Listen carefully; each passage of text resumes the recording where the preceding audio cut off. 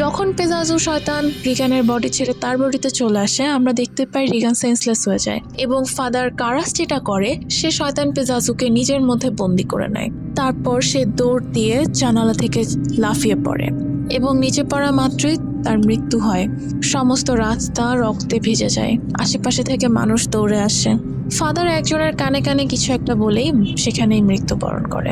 আমরা বুঝতে পারি ফাদার কারাস রিগানকে বাঁচানোর জন্য নিজের জীবন স্যাক্রিফাইস করে দেয়, কারণ শয়তান পেজাজুকে তার বডি থেকে বের করার এই একমাত্রই উপায় ছিল তার স্যাক্রিফাইস।